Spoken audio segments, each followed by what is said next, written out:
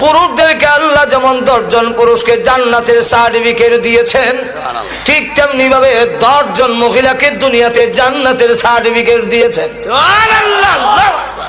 এর মধ্যে একজন খাদিজাতুল কুবরা রাদিয়াল্লাহু আনহা, ওনাকে আল্লাহর নবীর মাধ্যমে জিবরাইল বলেন, ওগো নবীজি, আপনার খাদিজাকে মহান আল্লাহ এই মুহূর্তে সালাম দিয়েছেন এবং ঘোষণা দিয়েছেন আল্লাহর তৈরি জান্নাত ওয়াজিব হয়ে গিয়েছে। কিন্তু ইয়ার পরেও আল্লাহ বলে যে কবরের কোনো সামান নাই। আর আমাদের হালত কি? ও মুসলমান, আমাদের অবস্থা আল্লাহ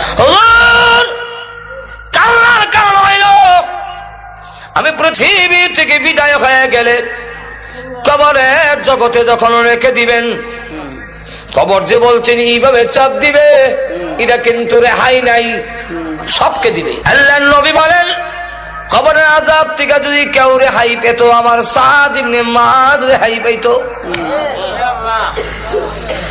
খাদিজাতুল কুবরা রাদিয়াল্লাহু আনহা বলেন, ওগো নবীজি, আপনার ব্যবহারের একটা কাপড় আমার কাপড়ের ভিতরে দিবেন কিনা?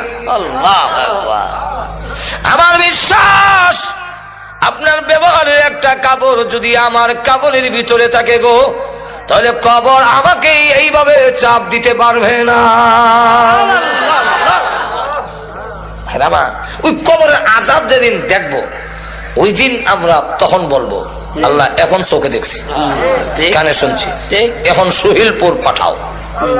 ওই ঘরে তো চলবো, সোহেলপুর যে ঘরে এটা কোরআন আসেনি, কোরআনের ডাইরেক্ট আয়াত নাই, কিন্তু অর্থের ভিতরে সোহেলপুর আছে। কোরআন ফারজিনা, যেখান থেকে আসছি সেখানে পাঠাও। বেটা যদি সোহেলপুর থেকে গিয়া থাকে গাটুরার কথা কইতো না, ফারজিনা পাঠায়া দাও। কি করবি? নামাল সালিহা, নেক আমল করব। এখন করবি কেন, আগে করলে না? আগে মনে করছিলাম সত্য হতে পারে, মিথ্যা হতে পারে, মোল্লারা এরম বলবেই, এখন তো দেখে লাইছি।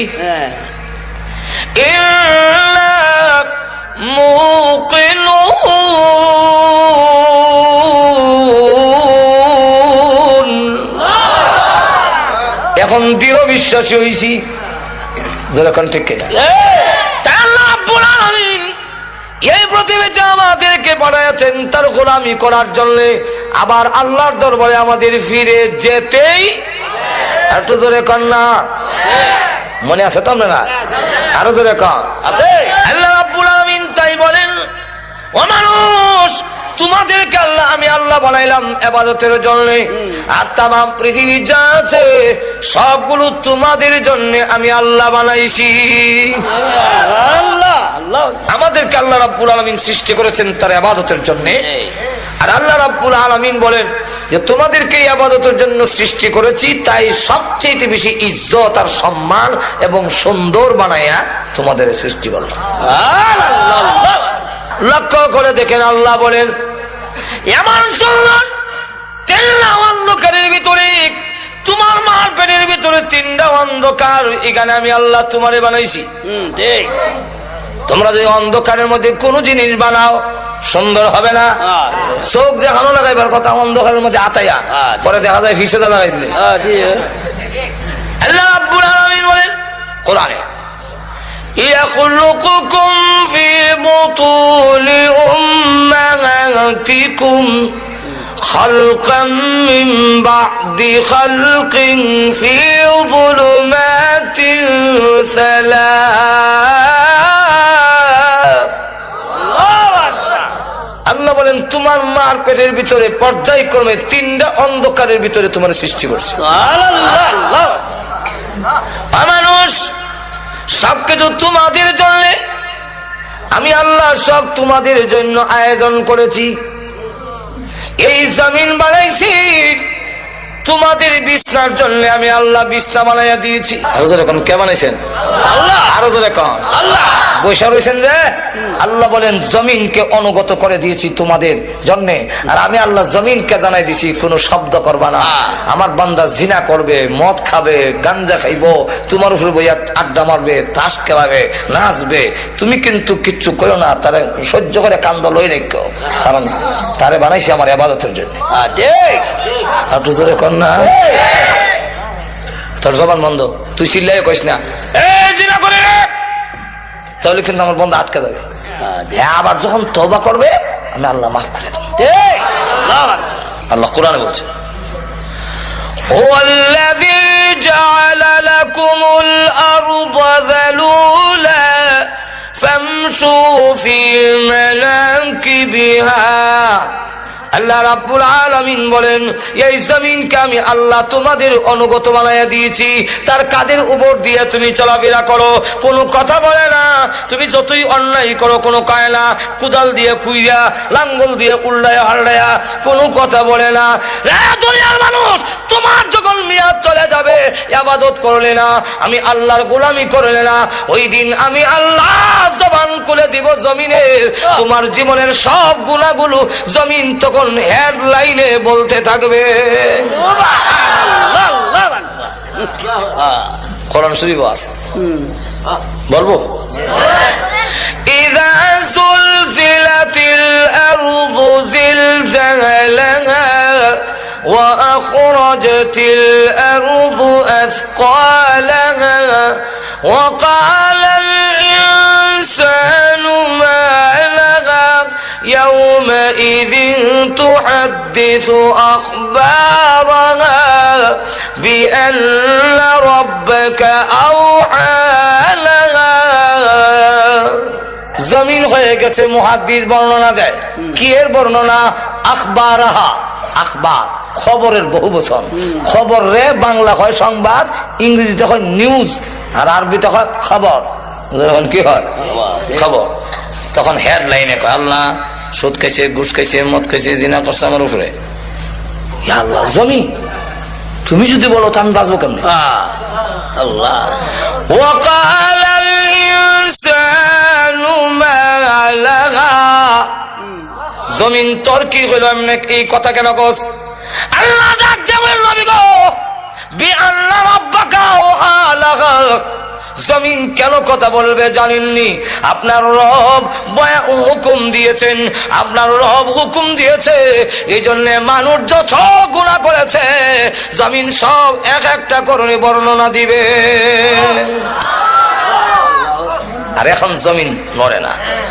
আল্লাহ বলেন এত উপরে আকাশ কোন ফিলার দিলাম না, আকাশ কে স্থাপন করছে? আল্লাহ।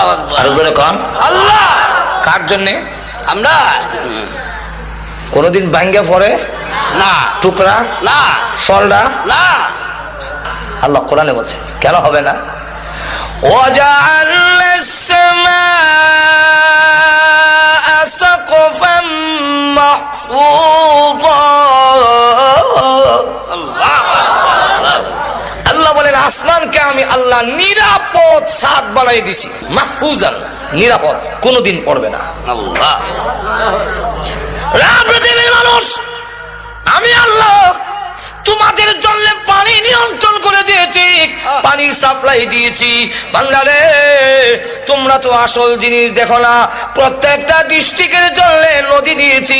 সিলেটের গিয়া দেখবেন সুরমা, আর একটু আগুয়া দেখবেন কুশিয়ারা, আবার মৌলভীবাজারের জন্য দেয় মনোমুখ, আবার একটু হবিগঞ্জের জন্য আয়সা খুয়াই, ব্রাহ্মণবাড়ার জন্য তিতাস, কুমিল্লার জন্য গোমতি, ময়মনসিংহের দিকে যান তাহলে ব্রহ্মপুত্র। আল্লাহ রাব্বুল আলামিন বলেন তামাম পৃথিবীর মহাসাগরকে আমি আল্লাহ সংযোগ করে দিয়ে তামাম পৃথিবীতে তোমরা আমার গোলামি করবে। তাই আমি আল্লাহ তামাম পৃথিবীর পানির যাতে অসুবিধা না হয় প্রত্যেকের এলাকায় এলাকায় পানির সাপ্লাই পৌঁছাইয়া দিয়েছি। দুবার থেকে বিমান ওঠে, কোন জায়গায় বিমান আছে? টেলিভিশন একটা আছে, বিমানটা কই আছে কই যায় দেখা যায়, ঠিক কোন জায়গায় গেছে দেখায় বিমানে। আটলান্টিক মহাসাগর 14 ঘন্টা বিমান চলে, তথাপি ওই সাগর পাড়ি দিতে পারে না। আটলান্টিক মহাসাগর সবগুলার সাথে যোগাযোগ রেখে পানি পৌঁছে দিলাম খালে বিলে। তোর ক্ষেত দিবে, তোমার কাজে লাগাবে, ফসল করবে, আমি আল্লাহর গোলামি করবে।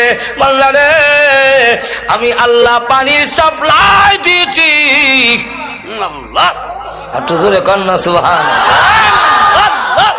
আবার কোন নদীর মধ্যে উপরে হলো লবণাক্ত, নিচে মিঠা, অথবা উপরে মিঠা নিচে লবণাক্ত, কোন বান নাই, শুধু একটা হুকুম, পানি রে ও লবণাক্ত পানি, মিঠা এলাকার যাইস না, আমার বান্দা অসুবিধা হবে, সে আমার ইবাদত করবে। এখন দে ওয়াজালা বাইনাল বাহরাইনি হাজিজা, মাঝখানে একটা পার্টিশন, শুধু ওয়াটার। আমি নিজে নেমে দুই ফানির এক কানা করার লেগে চেষ্টা করিস। আল্লাহু আকবার, আল্লাহু আকবার। ধাক্কা দেই ইজিকে যায়, আবার ধাক্কা দেয়।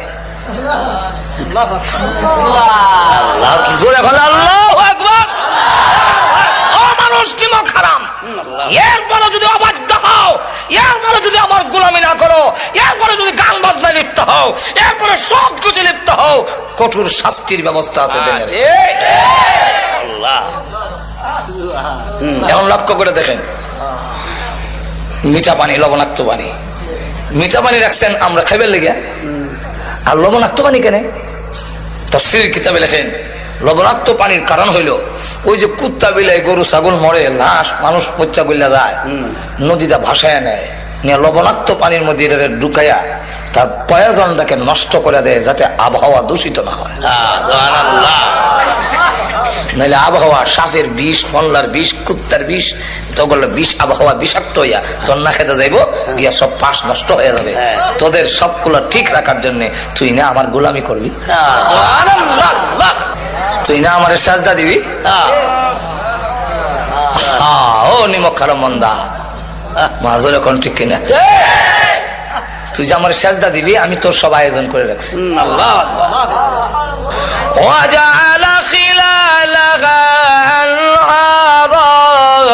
وجعل بين البحرين حاجزا أإله مع الله।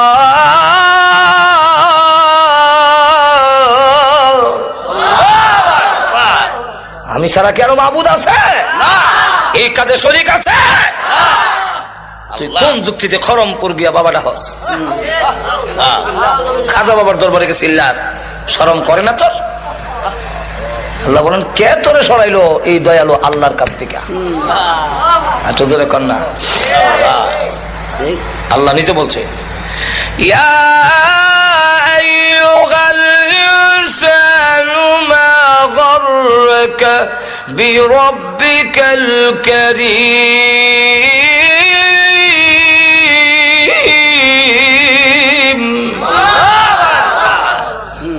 ও দুনিয়ার মানুষ, তোকে কোন জিনিসে, কোন বস্তু দাতা রবের কাছ থেকে তোরে সরাইলো? যিনি দাতা, দানশীল আল্লাহ। এত দান করলেন যিনি, তার কাছ থেকে তোরে কে নিল? বান্দারি। মাজরে কোন ঠিক বাবা, বান্দারি লাইন ছাড়া চলে না রেলগাড়ি। তুই এখানে গেলে গে? তুমি কেন বলো বাবা তোমার দরবারে কেউ ফিরে না খালি হাতে? তোমার দরকার ছিল আল্লাহ তোমার দরবারে কেউ ফিরে না খালি হাতে।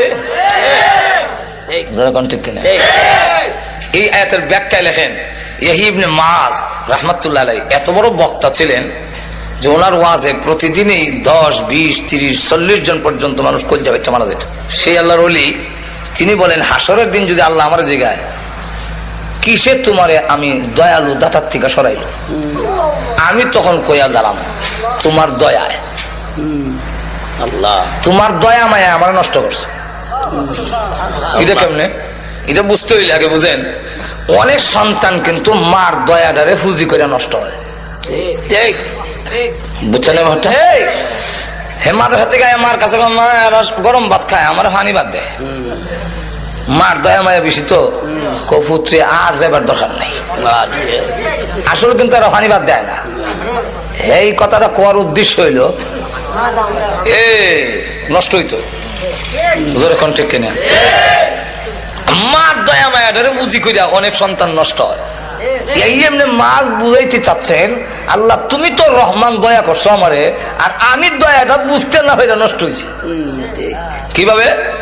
রমজান মাসে দিনের বেলা ডালের বেলা নিয়ে মুখ দেয়, এই সময় যদি ঠাস করে তুললে ফেরেশতা সর মারতো, আর জাগা পেশাব পায়খানা করে জিন্দিগিতে আর কোনোদিন ডালের বড়া খাইতো না কেউ। কিন্তু আল্লাহ করছেন দয়া, একই কিতা হইছে ঠিক কিনা? ভালো হয়েছে না নষ্ট হয়েছে? ঘুমাইছে যদি ঘুম থেকে আমরা ফজর নামাজ পড়ে উঠে গিয়ে দেখতাম যে যারা যারা ফজর নামাজ পড়ছে না ফেরেশতারা জোড়া যারা যা আসে সব শুনে লিছে। একটা মানুষও নামাজ না হইয়া ঘুমাইতো। অন্তত 20 বার গিয়া আমার ইমাম সাহেবের মুয়াজ্জিন রা কইলো নামাজের টাইম হইছে নি হুজুর। প্রভু তুমি করেছো দয়া, আর আমি হয়ে গেছি নষ্ট। হুজুর কোন ঠিক কিনা? মা যখন ছোট সময় দুষ্টামি করতাম তো আব্বার কাছে বিচার গেলে আব্বা কইতো হয়তো হে থাকবে আর না আমি থাকবো। আমিও বাড়ি থাকি না, চক্কর দেই। আল্লাহর কি মর্জি, এক গোরের সাইডে আমি আইতাছি, আব্বা যে এই সাইডে দিতেছে এটা তো আমার জানা না। দুজনকে মুখামুখি এমনি হয়ে না রে আব্বা কত দৌড় দিস না, ঠ্যাং ভাঙিলাম।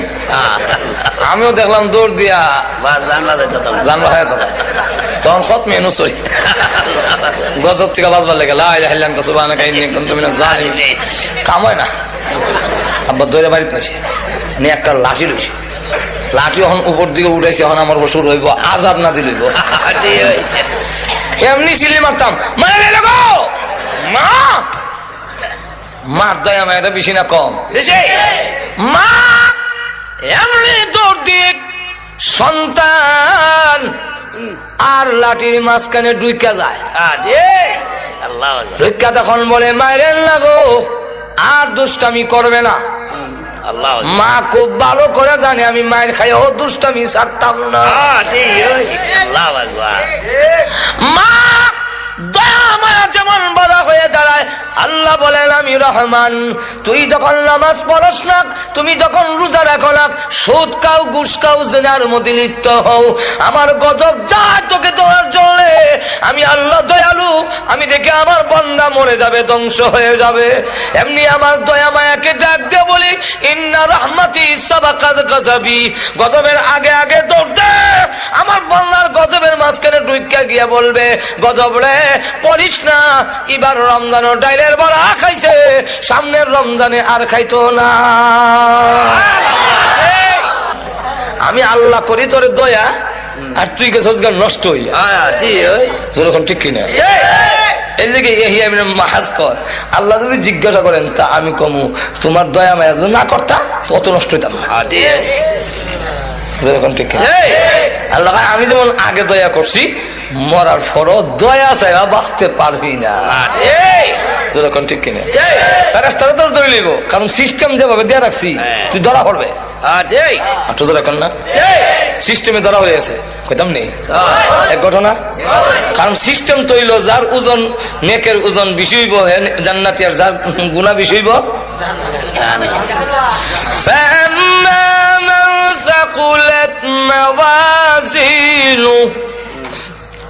فهو في عيشة راضية وأما من خفت موازينه فأمه هاوية একটা বান্ধে লেছে মানছে পরে সিস্টেমে তো বান্ধে লেছে আল্লাহ অপরাধী। দেখেন আল্লাহর দয়া কেমন হয়। কান্দে আব্বার আব্বা, আমার আব্বা না যা বেটা আব্বা বিয়ে করছে। মা আপনার নাম মা? না না আমি কোন সন্তান গর্ভে ধারণ করি নাই। নাফসি নাফসি নাফসি, আল্লাহ আমারে বাঁচাও, আল্লাহ বাঁচাও। ফুলাটা দিয়েছে, আল্লাহ বাঁচাও। হেতু আবার ধরে লাই কোন ও হকের লেগে দেখবেন বন যদি আইয়ে ফাওনা নিবে আইসে কই আমি করো না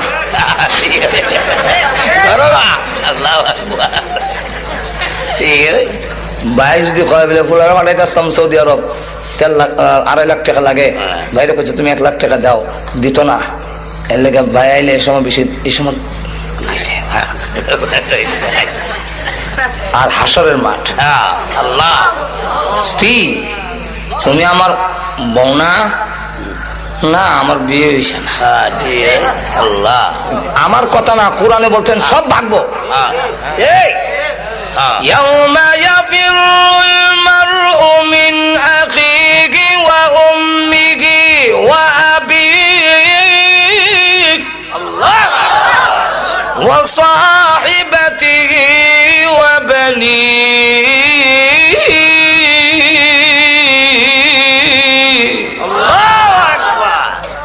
সব খালি ভাগে, কেউ কারো পরিচয় দেয় না। আপনি আমার বিয়াই না মনানা সাহেব? ও মনানা সাহেব, আরে বিয়াই মারাইও না। নফসি নফসি নফসি। হুজুর আপনি না আমার পিসা, আপনার কাছে মুড়ি দিয়েছিলাম না,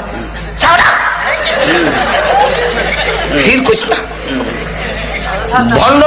বন্ডর কাছে যখন যাইব, হে আল্লাহ আমি কোনো বিড়ি না, বাপ ধরছিলাম ফ্যাট ফালবার লাগিয়া। فلا أنساب بينهم يومئذ ولا يتساءلون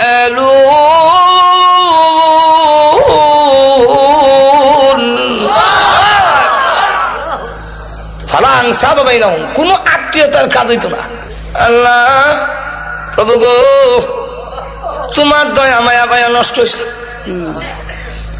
গুনাহ করেছি, কেউ পরিচয় দেয় না। আল্লাহর অর্ডার, এই ফেরেশতারা, ফেরেশতা তো নিয়মে বেঁধে দিয়েছে। আল্লাহ আপনি নিয়ম দিয়েছেন, নিয়মে ধরছি, নিয়মে ধরছি। তো এই দিকটা নিয়ে ওই রাস্তা দিয়ে ফেলাইবা, যে রাস্তা দিয়ে নিয়ে যাবে লেগে আল্লাহ অর্ডার দিচ্ছেন। দেখেন আল্লাহ কি কেরাসমা লাগায়। ওই রাস্তার মধ্যে একটা লোক, একজন আল্লাহর ওলি, ব্রাহ্মণবাড়িয়ার বড় হুজুরের মতো, আল্লাহ উনার সাথে সে একদিন শহরে, মরুভূমির শহরে গেছে। আল্লাহু আকবার। হুজুরের পানি শেষ, গলা শুকাইয়া গলা কাটা মুরগির লাগান কইরা সাইচানি আরম্ভ হইছে, এখন আর বাঁচত না। সুবহানাল্লাহ। কিন্তু তার কাছে পানি আছে। আল্লাহু আকবার। সে কয় এখন যদি পানি উনারে দেলাই তো সামনে তো আমারও বিপদ হওয়ার সম্ভাবনা আছে আছে। আবার কয় একজন আল্লাহওয়ালা লোক, বড় হুজুরের মতো ওলি লোক মারা যাইব, আল্লাহ তোমার উপরে ভরসা, তুমি আমার পিপাসা লাগাইও না, দেলাই তোমারই বান্দারে মায়া দিলাইছে হুজুর। হুজুর পানি পান করিয়া, হাদিস শরীফের ঘটনা, পানি পান করে তখন সুস্থ হইয়া দুজন মরুভূমি পার হইয়া এসে বসছে, আর কোনো অসুবিধা হয়েছে না। সুবহানাল্লাহ। ওই লোকটাকে আল্লাহ টিকিট দিচ্ছেন বেহেশতের, দিয়া বলছেন ওই অলিকে যে তুমি লাইনে দাঁড়াও, কারণ বেহেশতে যাবার সিস্টেম হইলো লাইনে যেতে। সুবহানাল্লাহ। বড় হুজুর ফখরে বাঙ্গাল, আল্লাহওয়ালাদের দল না হইয়া জান্নাতে যেতে পারবেন না। আপনি একা একা পণ্ডিত হইলে কাজ হইতো না, জান্নাতে যাওয়ার সিস্টেম আল্লাহওয়ালা হয়ে যেত। ঠিক আমার কথা না, আল্লাহ কোরআনে বলছেন।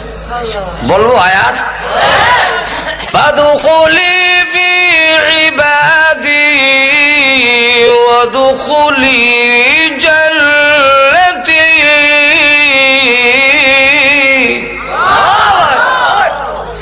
ফাদখুলি ফি ইবাদি, সব গ্রামার আপনারা বুঝে কোনো দরকারও নাই আর সময় নাই। ফাদখুলি ফি ইবাদি, আমার প্রিয় বান্দাদের বৃত্তে, ফি বৃত্তে ঢুকো, ওয়াদখুলি ফি জান্নাতি, ফি নাই কেন, এখানে ফি নাই, ওয়াদখুলি ফি জান্নাতি এভাবে না, ফাদখুলি ফি ইবাদি ওয়াদখুলি জান্নাতি। জান্নাতি কবার সময় ফি লাগাইছে না। সুবহানাল্লাহ। আল্লাহ। তাহলে জান্নাতে যাওয়ার আগে আল্লাহওয়ালাদের দলে ঢুকতে হবে, আর ঢুকতেই তুমি জান্নাতে যেতে হবে। টিকিট লয়ে গেছে আর আল্লাহর বিধান হলো যারে টিকিট দিলেইব আর টিকিট ক্যান্সেল করবেন না। টিকিট ফাইলে করলে জান্নাতি যা কইব আল্লাহ ওই লোকটা যে দাঁড়ানো হানি খিলাইছিল যে আল্লাহ তার সাথে দেখা করাবেন লেগে বাড়াইছে ওই দিক দিয়ে ঘুরাই নিছে ইয়া হান্নানু ইয়া মান্নান বান্দালাইছে ইয়া হান্নানু ইয়া মান্নান জাহান্নামে যাই গো আল্লাহ তুমি না রহমান, তোমার দয়া মায়া ছাড়া বালবার উপায় নাই। কোন সময় পানি খেলেছিল অত বড় বিপদের সময় তো মন তাহার কথা আল্লাহ তার মেমোরির মধ্যে আইনা দিছে এই বেটার চেহারা। চেহারাটা দেখা যায় আর কয় চিনি চিনি লাগে আল্লাহ চিনি যেমন ও পানি যে কিনেছিলাম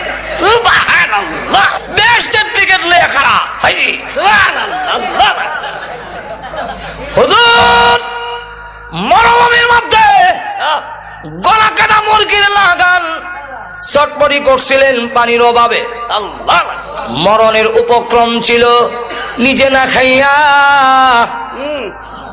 পানিটা দিয়েছিলাম গো আপনার মুখে ঢালিয়া। এত বড় বিপদের সময় সাহায্য করেছিলাম আর আজকের কিয়ামতের মাঠে আমি বিপদে পড়েছি, আপনি কি পারেন না গো আল্লাহর কাছে এই কথাটা বলে সুপারিশ করতে? আপনি যদি বলেন আপনার টিকিট তো ক্যান্সেল হবে না, আপনার টিকিট বাতিল হবে না, হে আল্লাহর ওলি আপনার সুপারিশ আল্লাহ গ্রহণ করবেন। আপনি যদি আমার জন্য সুপারিশ করেন তাহলে আপনার কোনো ক্ষতি হচ্ছে না, একটু বলেন না আল্লাহর কাছে।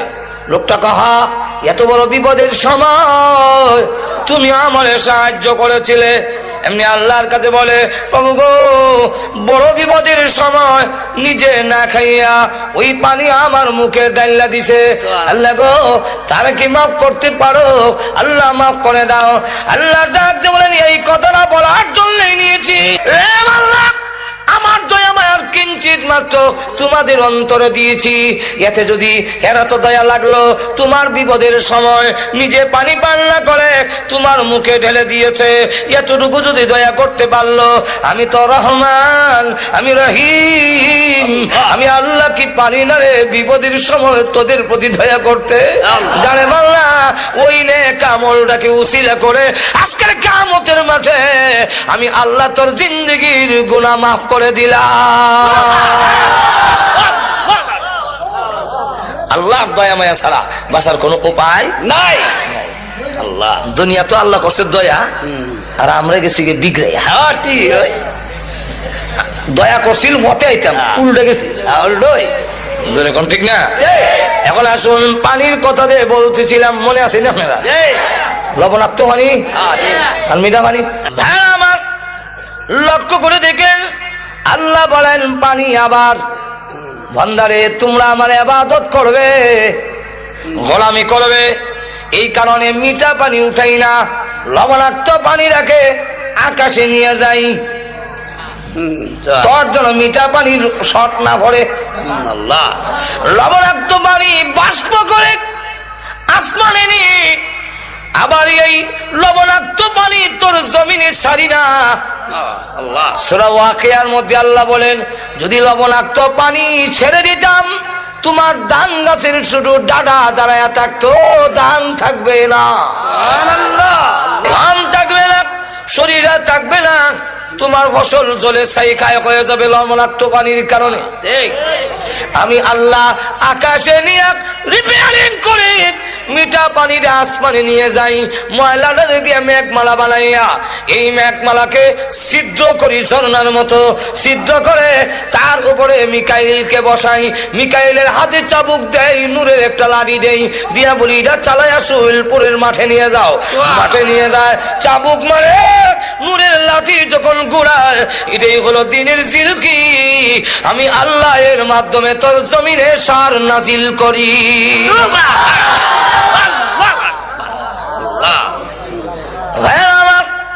এইভাবে আল্লাহ রাব্বুল আলামিন বলেন ডাইরেক্ট উপর থেকে পানি ছেড়ে দিলে তোর ফসল নষ্ট হয়ে যাবে, ফসল নষ্ট হয়ে যাবে। আল্লাহ বলেন মিকাইলকে দিয়া মেঘমালা তোর জমিনের কাছে নিয়া ঝর্ণার মতো করে রাখছি, তোর জমিনে সারিরে ফসল খাইয়া তুই 5 ওয়াক্তের নামাজে আমি আল্লাহকে সাজদা দিবি। সাজদাত গিয়া কইবে সুবহান রাব্বিয়াল আল্লাহ। আচ্ছা যাক, লবণাক্ত পানি গেল, তোমার নৌকা যে যায় শোলপুর থেকে এইটার নৌকাটা বুঝাই করে যে যাস বাতার সমানে সমানে পানি। কোন সাইন্টিস্টের, কোন দার্শনিক, কোন বিজ্ঞানীর মাথায় ধরে না যে তরলাক্ত পানির উপরে এই পাথরের নৌকাটা ভেসে থাকে কিভাবে। তবে তো পানি তো নরম, দিনে নিচে দিনে বাইশে রকম নেই। আমরা তো মনে হচ্ছেন বেটাগিরি, বেটাগিরি। আল্লাহ কোরআনে বলেন না না, আমি পানির হুকুম দিছি, বাসায় রাখিস। বলবো আয়াত, والفلك التي تجري في البحر بما ينفع الناس।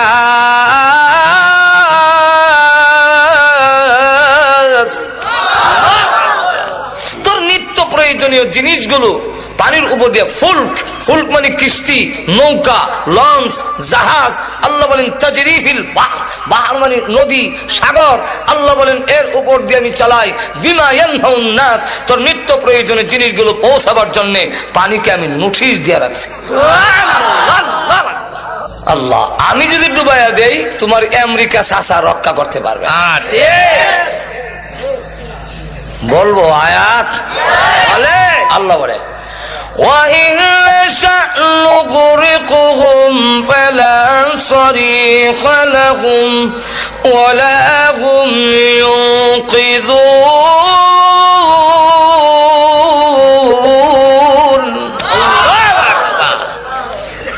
আমি যদি ডুবাইয়া দেই তাহলে وَإِنْ نَشَأْ نُغْرِقْهُمْ, আমি যদি তাদের ডুবাইয়া দেই ইচ্ছা করি, ফালা সরিখা লাহুম, কোন সাহায্যকারী পাবে না, ওয়ালা হুম ইউনকিযুন, তোমাদেরকে কেউ রক্ষা করতে পারবে না।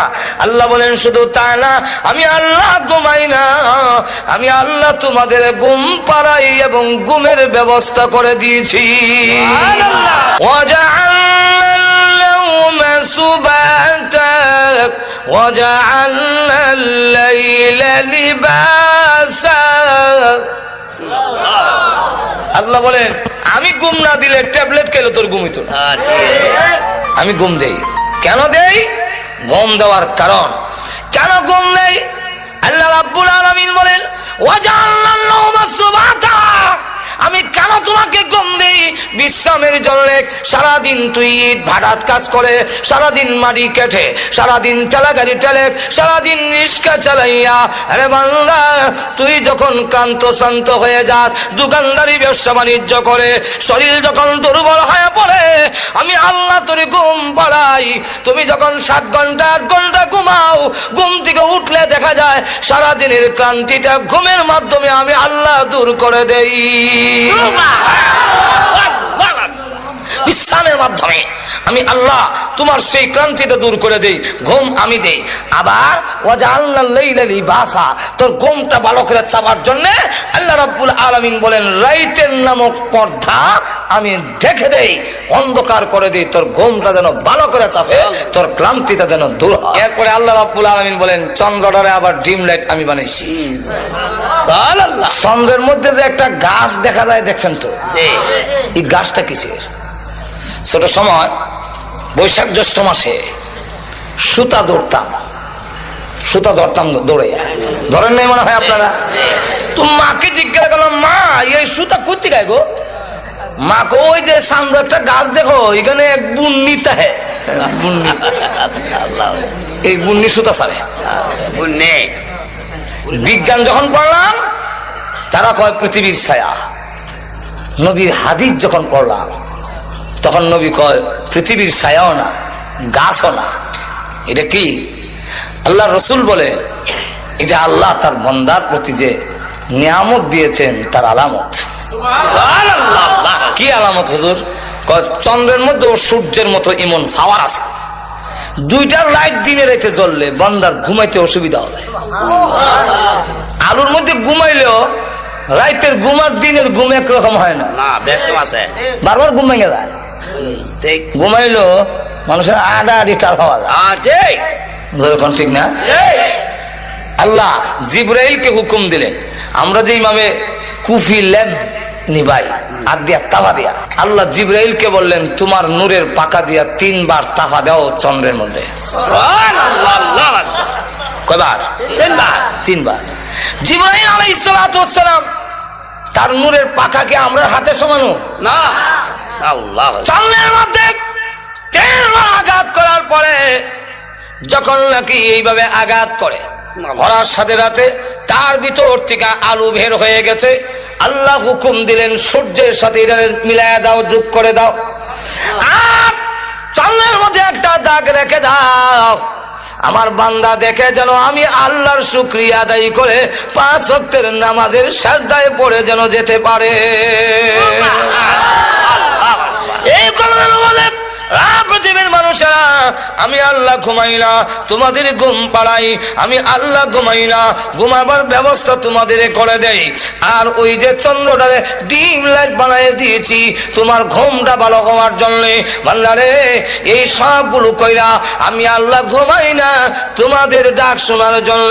কোন সময় বিপদে পড়ে আমি আল্লাহকে ডাক দিবি তোমাদের ডাকে সাড়া দেওয়ার জন্য। আমি আল্লাহ 24 ঘন্টার ভিতরে একটা সেকেন্ডও ঘুমাই না। এই সকল ব্যবস্থা করলাম, তুমি আমার ইবাদত করবে। যেরকম ঠিক কিনা? এখন হয়েছে কি, আমার আয়াতের দিকে যাই। আল্লাহ বলেন না, তুই অবাধ্য হয়ে যাস।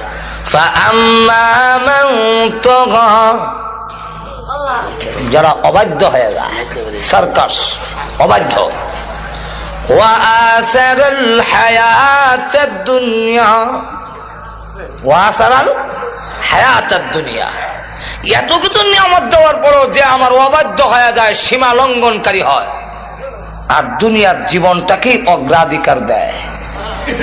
ফাইনাল জাহিমা হিয়াল মাওয়া, তার ঠিকানা হবে জাহান্নাম। যখন কোন জায়গায়?